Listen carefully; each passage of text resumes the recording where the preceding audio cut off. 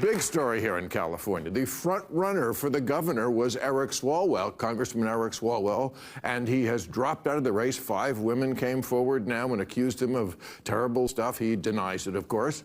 But, you know, people are furious because they say this was kind of an open secret going on and why people knew this. I think they're right. I think the signals were everywhere. Like, you know how politicians always wear the flag pin? He had an eggplant emoji. I mean... So he has also now stepped down as a congressman. He's not even there anymore because, you know, it turns out first 1 woman comes forward, then it's 4, then it's 5. Turns out he hit on a lot of women, and also once in a dark cocktail lounge, Kristi Noem's husband. But that's a different...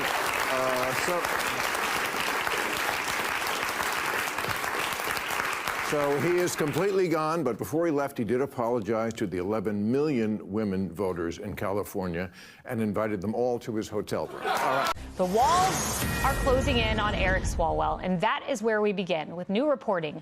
2 separate investigations have been launched into the disgraced former congressman's behavior after 5 women came out accusing him of misconduct. And in 2 cases... Yes, the person who posted this video, why didn't the public hear about this sooner? New allegations against former Representative Eric are raising bigger questions about what insiders and lawmakers knew and when. If they were whispered for years, why didn't they come to light? This is the question a lot of people are asking. You've seen Maher calling these people out directly. At some point, you will question, like, these people have a list. If they tell you don't do this, you continue to do, they just come forward with that list and blow it up. This is exactly what we witness. The walls are closing in on Eric Swalwell, and that is where we begin with new reporting. 2 separate investigations have been launched into the disgraced former congressman's behavior after 5 women came out accusing him. Now listen to this. There have been whispers in Washington for years about his alleged misconduct. So why is this the first time we are hearing about it? Now look at this.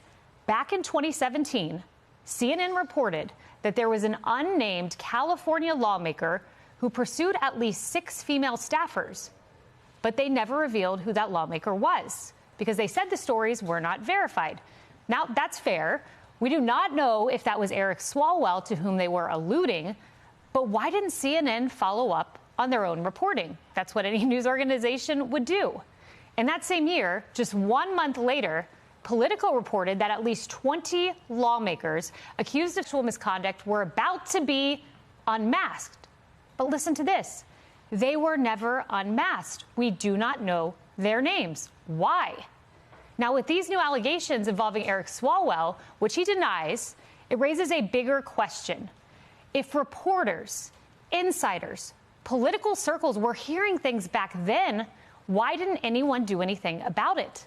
Why didn't the media and Democrats bring it to light sooner? The California kingmaker, Willie Brown, says it's been an open secret for years, saying, quote, "I am not surprised, frankly, because there have been rumors after rumors after rumors." His colleagues in Washington pretty much said that. That's what Adam Schiff said. That's what Nancy Pelosi said. And that's from the California kingmaker. And now when asked, Democrats are openly admitting that they knew, too. I had heard rumors that he was a womanizer, and that's one of the reasons that I endorsed Tom Steyer in the race. What were the rumors? It was flirty. That was flirty. And that was when? About what year? I mean, that was through. We've heard that. We've heard that throughout. I think many of us had heard the rumors as well. Never seen any corroboration, but certainly I think the word had gone out. And just this week, a 5th accuser spoke out against Eric Swalwell. You might have seen this, detailing how he allegedly assaulted her. Now, we have to warn you before we play this, these details are disturbing. Here is Lana Drews. At the end, the truth will always come out. If this guy was not running for the governor of California, I'm telling you the truth, you will not see this happening. Yeah, they will continue to twist the whole story. This just offended a lot of people that don't want him because he was actually the front runner. So They just have to bring out his name. And this happened. They knew that this guy was like that. As I'm talking to you, he might not be the only person. There are still others that they are hiding. Maybe one day when another person will decide to run for positions like this, you will see this kind of stories surfacing. It is sickening to see this, seeing someone like this come out to say, I heard about the rumor. What do you do? Even CNN started reporting on it. At some point, they had to abandon because it is someone that they're in support of.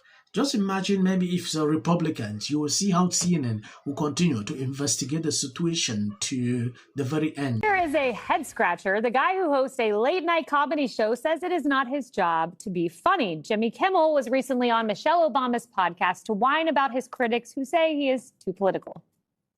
At heart, you're a prankster.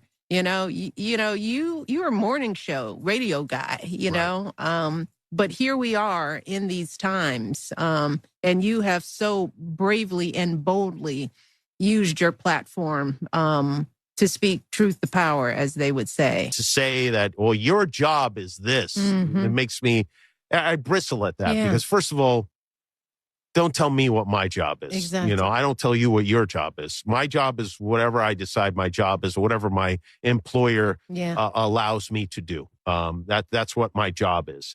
And comedians have been doing this for a long time. The king of late night, Greg. Well, it's good to see they're reviving the Man Show. Look, he is right. He doesn't have to listen to criticism, but then don't complain about it. You can do what you want, and we can tell you it sucks. You get paid handsomely, so take it like a man and stop blubbering. At some point, when you take a look at what is going on, you can clearly see the level of hypocrisy with someone like Jimmy. Taking a look at a tweet like this,